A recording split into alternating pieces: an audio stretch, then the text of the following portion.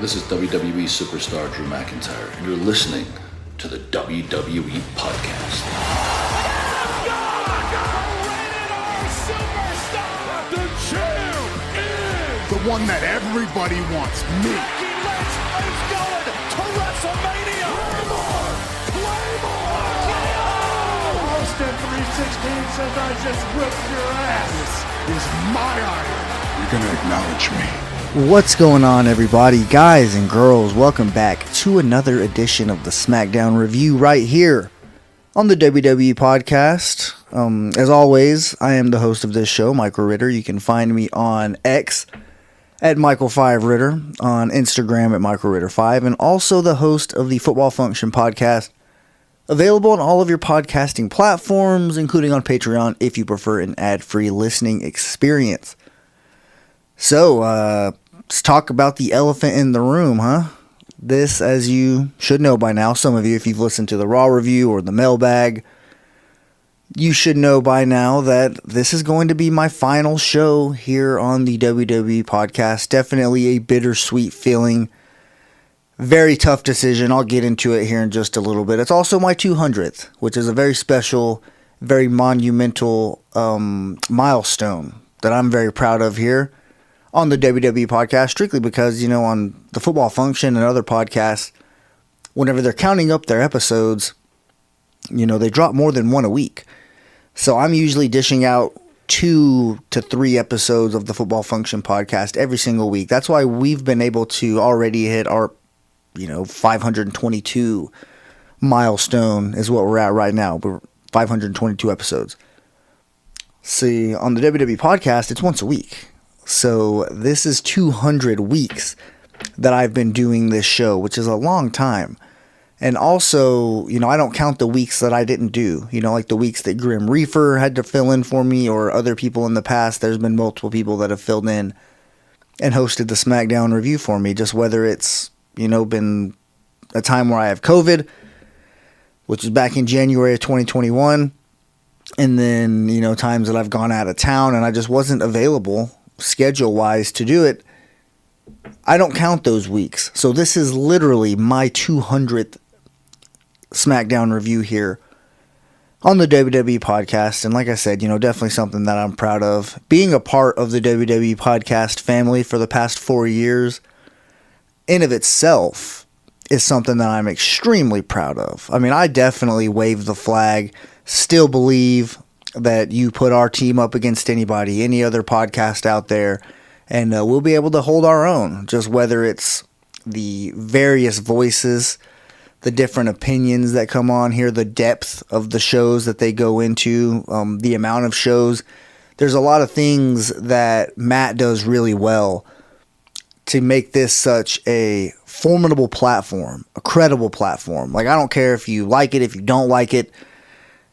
You can't deny the sheer number of people, the sheer volume that, is attracted to this show, and the people that have been here for years and years. I'm talking about hosts, co-hosts, listeners. There's a lot of listeners that I met over the course of these 4 years, and I'm going to continue to be, involved in the projects that they do, following them on social media. Obviously, I'm still going to be a listener here on the WWE Podcast. Like, I'm not going anywhere in that aspect. It just so happens that, things change. Your schedule changes. Whenever I started this podcast back in October of 2020, or whenever I started doing it is how I should phrase that. Whenever I took over the SmackDown review back in October of 2020, I was 26 years old. I wasn't single, but I didn't, I wasn't in a very serious relationship at the time. And, my schedule was pretty much wide open. I didn't have the Football Function or anything like that. And it was easy to just spend so much time and just have so much of my Friday night dedicated to the SmackDown review. And now, fast forward 4 years later, a lot of things have changed.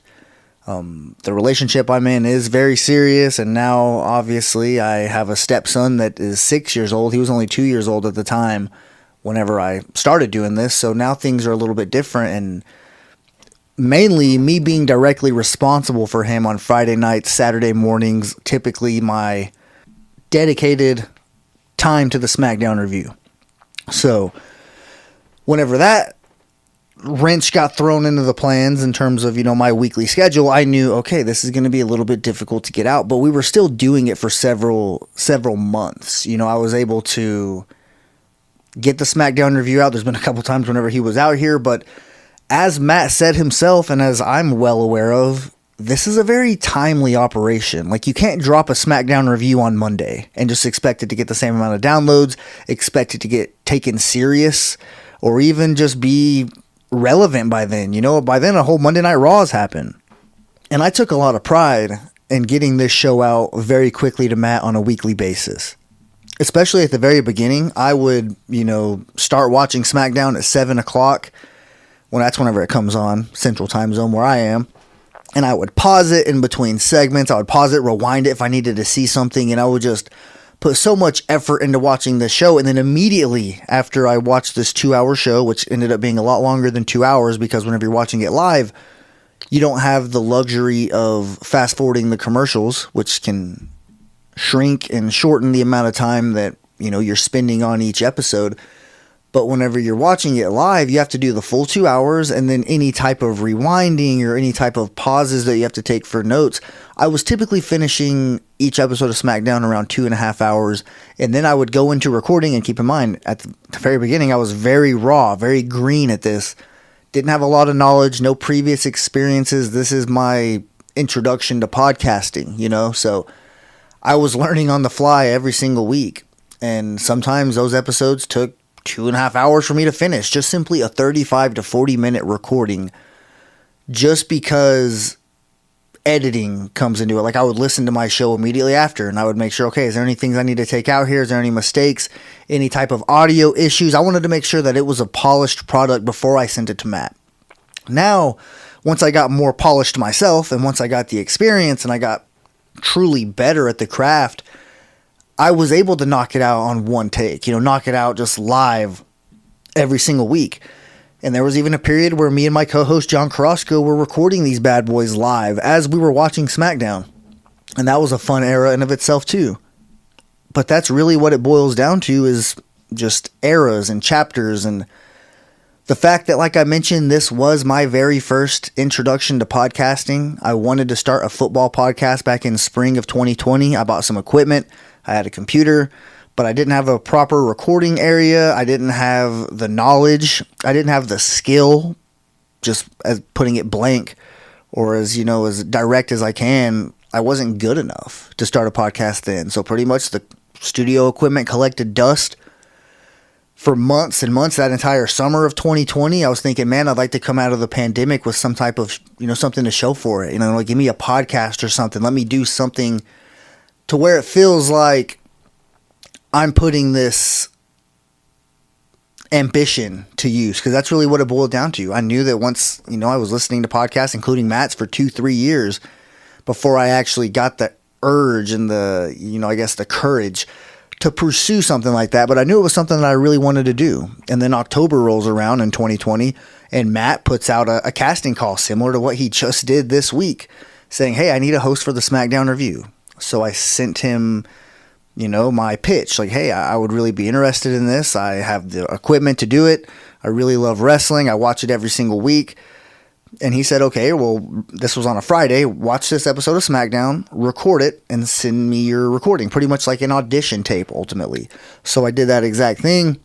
And he said, okay, well, hey, is it fine is it all right if I air this? Like, can I publish this episode? And I was like, oh, man, like, I thought only you were going to listen to this. But sure, go ahead. If that's what it takes to get me this gig, I'm more than willing to do that. And he posted it. He wanted to see what type of feedback he got. At the time, I think he got some pretty good feedback in return. And he was able to say, hey, the opportunity is yours. If you want it, you can start up immediately. This was Sunday, right? The Friday was October 2nd, 2020. Sunday, whenever Matt got back to me, he emailed me and pretty much told me that, hey, if I wanted to do the SmackDown review, that I could. And that was October 4th. And that is whenever I truly feel like that crappy era of the pandemic, when you really just, it seemed like you couldn't see the light at the end of the tunnel. You didn't know when it was going to end. Life as we knew it pretty much had been flipped upside down. That moment right there is where I saw the light at the end of the tunnel. I felt like, okay, I took a huge step forward here, and it was so fun. Literally every single week, being able to record the SmackDown review and being able to watch it and talk to people and meet new people every single week, and people come follow me on social media and tell me their thoughts and things like that. That was a really fun, introduction into this whole thing. And then obviously, time goes on, I get better at this. I feel like I'm starting to get more comfortable. So March 2021 rolls around, almost exactly a year later, whenever I bought all my equipment originally and just put it up and it was collecting dust. I finally launched my own podcast, The Football Function. And without a doubt, no question about it, I would not have been able to do that without the WWE Podcast, without the SmackDown review, and specifically without Matt. And that kind of turns my attention to Matt, because I do have to give him the biggest of thank yous. I do feel like I'm forever indebted to him because of the insight, the advice, the tips that he gave me along the way, the opportunity, right there. We could start there. Four straight years, Matt gave me the opportunity of turning my microphone on, speaking into it, and recording SmackDown, reviewing SmackDown and putting it on his platform that he works extremely hard to build and keep relevant day in, day out. He allowed me to be on that platform, and I did not take that lightly. I didn't take it for granted, because I truly, I truly felt like it was an honor being a part of this WWE podcast family. And I know that there wasn't always great reviews. I saw some negative reviews with my own eyes of the SmackDown review back, in the summer of 2023, and even, I guess maybe even spring of 2023. I'm not really sure exactly when it was. That doesn't matter. But all I'm saying is Matt could have very easily said, man, we're getting some negative feedback here. Let me kick this guy to the curb and start fresh. So if I do a casting call, obviously I'm going to get a bunch of people immediately show me their interest in recording and joining this team. So he could have easily done that a year ago, 2 years ago. The fact that I get to end on my own terms, I'm extremely proud of, because I'm extremely proud of the work that I did in being a part of this. I didn't want to let the listeners down. I didn't want to be the weak link in the chain. I always talked about it being at the end of the week on a Friday. I felt like I was the fourth leg on the relay. Like I was on the relay team, and it was up to me to bring it home, to send the listeners into the weekend, whether it was a pay-per-view coming up or something like that. I always loved those go-home shows. That was one of my favorite parts. But as my schedule got just a little bit too much towards the end of the week, and I had to move, and my internet took forever to get connected, and I was already struggling to find the time, it kind of hit me at some point that I don't want the show to hurt from this. I don't want my, lack of time to maybe put out the best and most quality SmackDown review that I've ever done. I don't want that to be, what makes the show take a step back. So I started to ask myself, is it time? Is it time for me to pass the torch? Would it just organically be right with 200 coming up, my 200th episode, to just allow the show to get a breath of fresh air, a new voice, different perspectives on the product? I feel like that's going to be beneficial in of itself. It's going to allow the show to have that new feeling. And I have a feeling it's going to be in great hands. It's going to start next week. Madison Square Garden. Are you kidding me? What better place to start you covering the SmackDown review than a show that aired at the Garden? That just seems like, a little bit of poetic justice in of itself, because I'll be honest, guys, I just kind of told you, none of the things that I'm doing now podcast-wise, content creation, would be possible without the WWE Podcast. And I feel like it's time for somebody else's dreams to come true. I was thankful to use this platform as a springboard to get me to where I needed to be, confidence-wise, experience-wise, let my craft develop on the job, not just sitting here recording stuff and not publishing it. No, the WWE Podcast is a platform, and it has a following and listeners, and it's literally like a family. And I didn't want to be the one that, to let that family down, which is what led to this decision. But now I really feel like it's time for somebody else to get an opportunity to wave the flag. Allow them to step in this seat and, let their ambitions of being a podcast host, they probably thought about it just like me. I'm not the only person that has these dreams, So why not give another person the opportunity to let their dreams flourish? And I think that that's a great thing to do here. Like I said, it's kind of just an organic spot where I am in life, where my life is kind of, gotten to by itself. And then with 200 coming up, it just, it's a round perfect number. It just seems like it's a milestone, and WWE is about to get great, guys. Like, trust me, this isn't an easy decision by any means.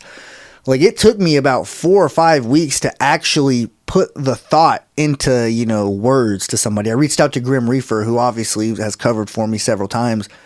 He didn't want me to go. I kind of just told him, like, hey, would you be interested in filling in for me? Would you be interested in taking the torch yourself? And he was ready and willing to do that.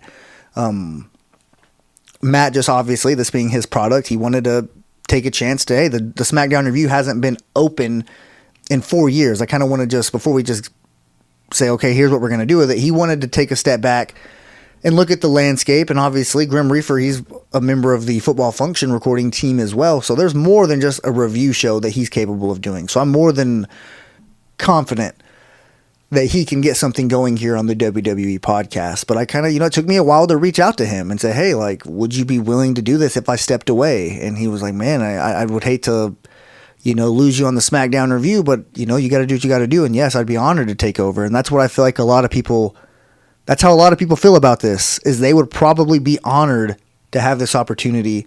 And that's what I'm going to do. I'm going to give somebody else that opportunity and let this show just keep on rolling like it always has. It was here before I got here, and it's going to be here long after me, obviously. And I'm going to be a listener. Like I said, I'm not going anywhere. I've been trying to get on the Wrestle Magic show for several weeks now.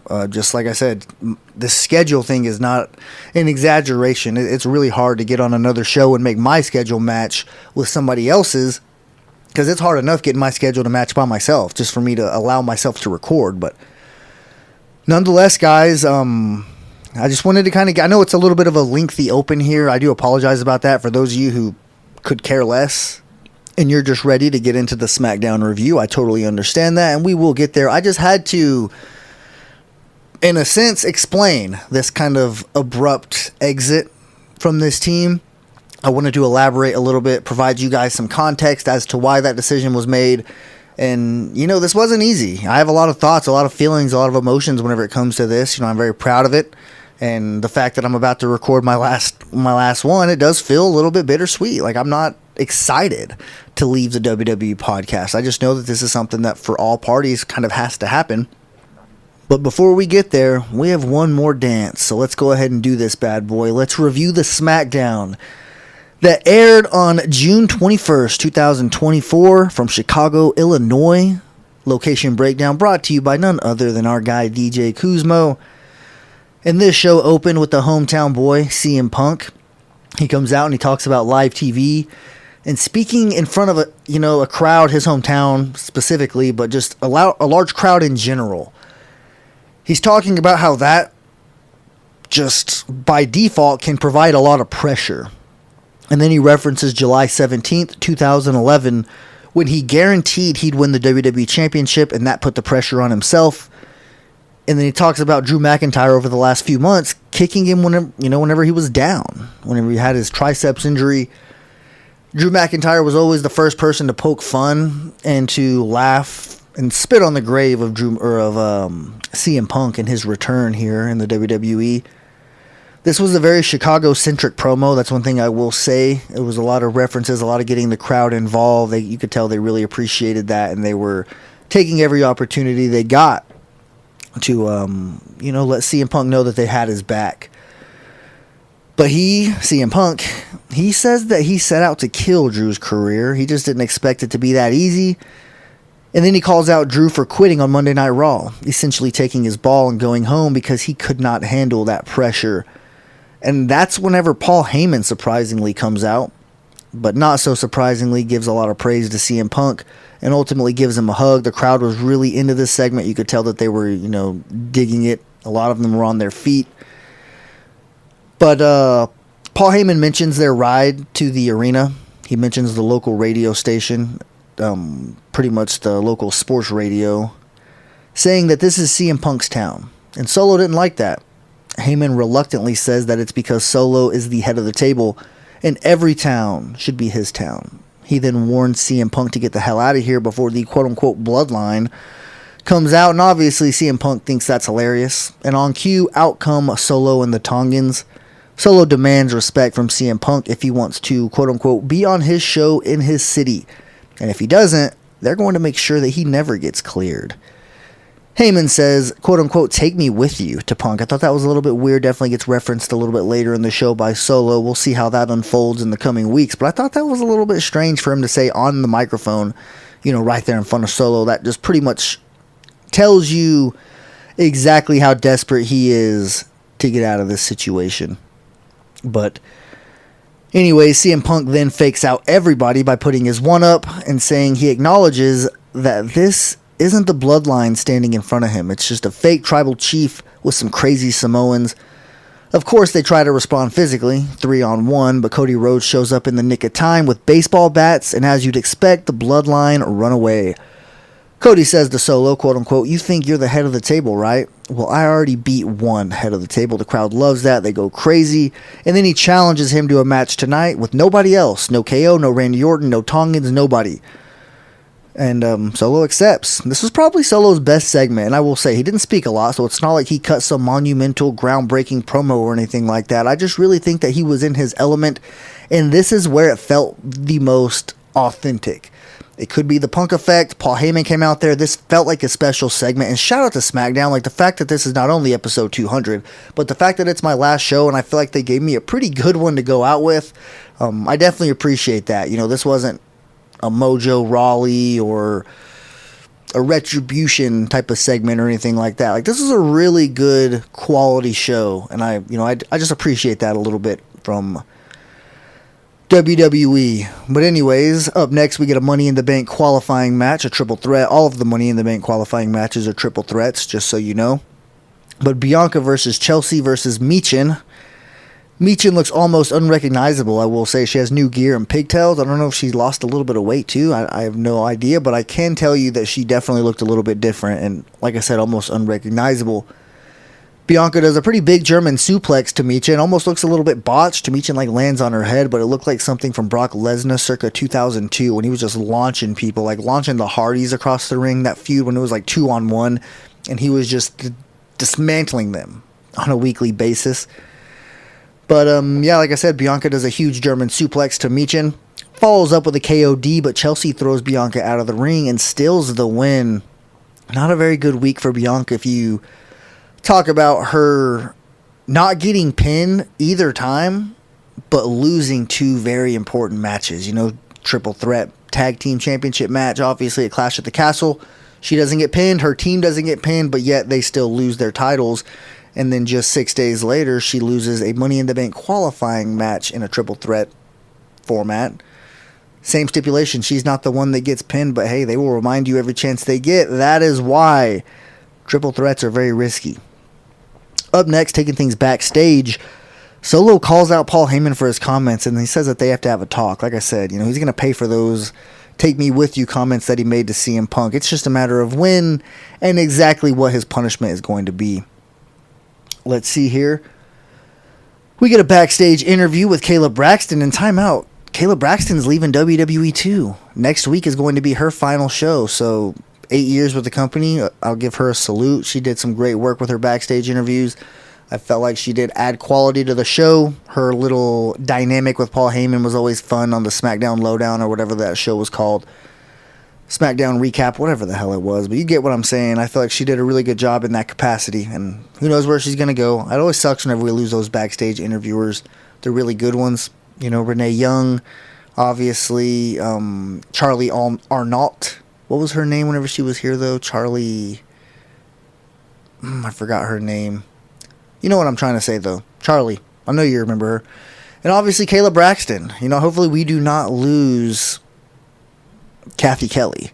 I know we technically already did once, but they brought her back. Hopefully they pay her enough to where, even if her friends are leaving, she will stay. Samantha Irvin, I know they're pretty close. Samantha Irvin's fiance, Ricochet, just left the company.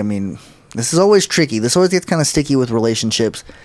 And it's why I imagine the upper management probably hates whenever they hear that people are in a relationship in the company. But like I said, this was a backstage interview. Kayla Braxton and Grayson Waller. It was interrupted by DIY and then loud bangs on the garage door outside of the building, which ends up being Drew McIntyre and a bloody, beaten CM Punk.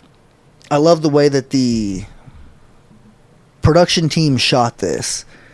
It's pretty much just the slow rise of the garage and seeing CM Punk laying there bloody, and then you just get a slow reveal that it's Drew McIntyre, and then Drew carries him on his shoulders through Gorilla all the way to the stage without a single camera cut, just one shot the entire way. I thought that was well done. And then he just drops him from well over 6 feet and steals his bracelet. That's very meaningful to him. Nick Aldis comes out and gets into a little bit of a shoving match with Drew McIntyre. I thought that was a wild scene, the way he shoved Drew shoved him back. Like, is he going to get fined?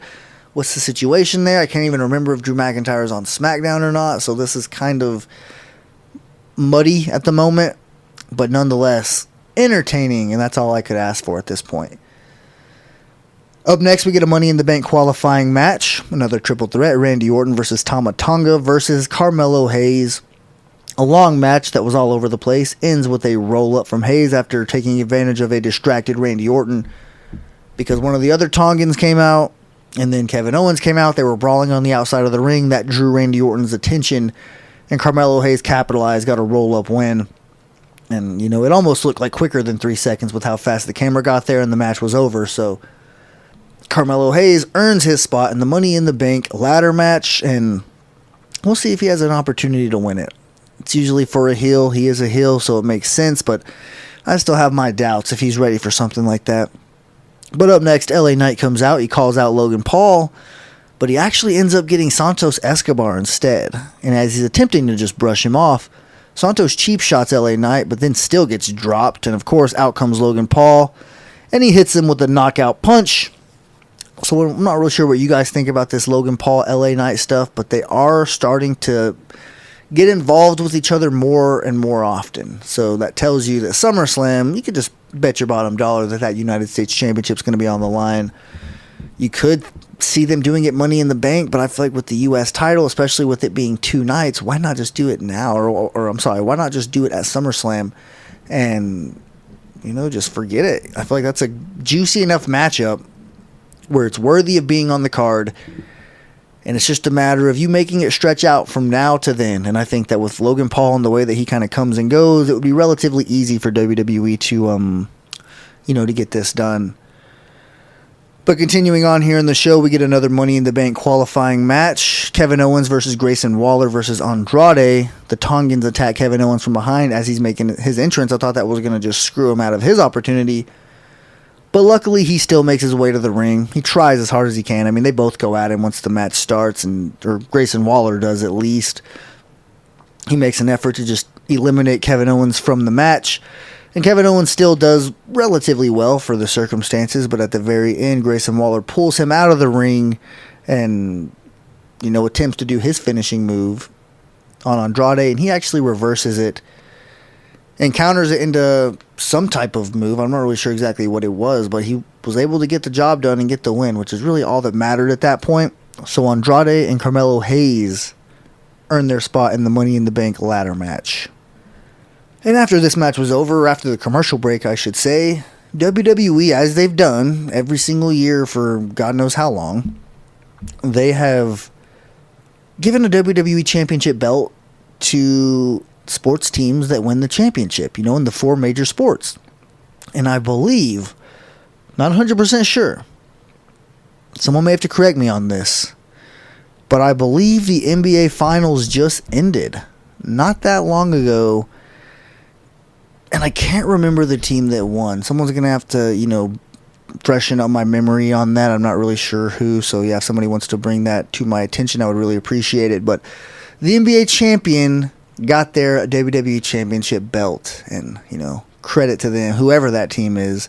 Shout out for winning your 18th NBA Finals. But either way, let's go ahead and move on here to Tiffany Stratton and Meechin having a little bit of a backstage exchange.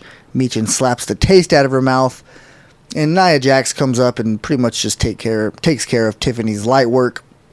Not really sure what to think about that, other than Tiffany kind of had it coming in terms of her getting slapped, but Nia Jax, she's just a big bully. You know, she's going to walk around and just do that. I mean, she really didn't do anything too crazy. She just pretty much did like a little running splash like you would do to somebody if they were in the turnbuckle, but she just did it to Michin as she was standing there. So, yeah, I guess credit to Nia Jax. She's an unstoppable force right now, if you want to call her that. Up next, Solo Sikoa says that Roman Reigns is not coming back. I thought that was strange, a weird comment. We'll see if that is actually true or not. Obviously, it's not true, but that just tells you where Solo is.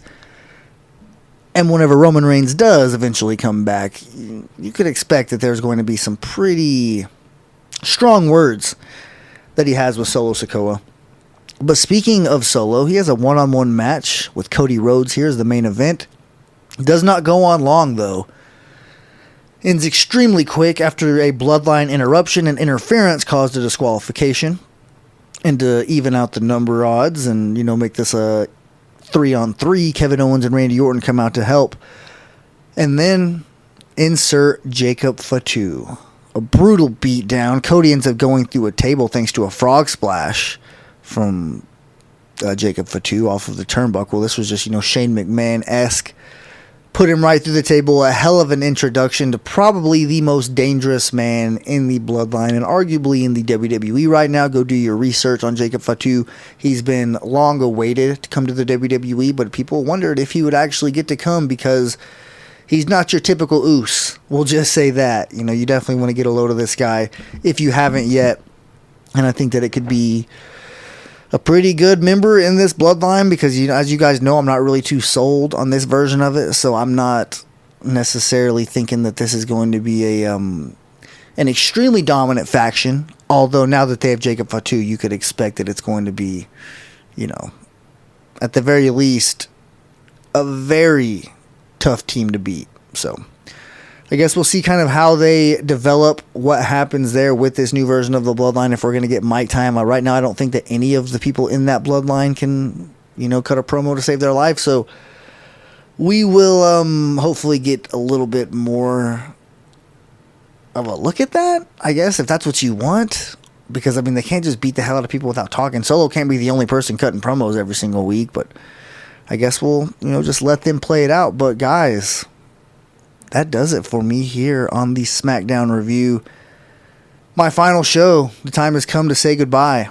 Definitely not easy. I'm definitely going to miss you guys. I'm going to miss doing this every single week.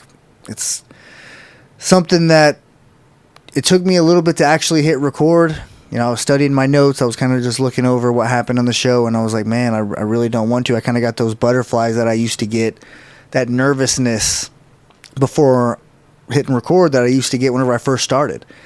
And, you know, that was a pretty cool feeling, but, you know, I'm definitely reluctantly letting this go. But it has to happen, and I'm looking forward to seeing where the show goes from here. I'm still going to be a listener, like I said.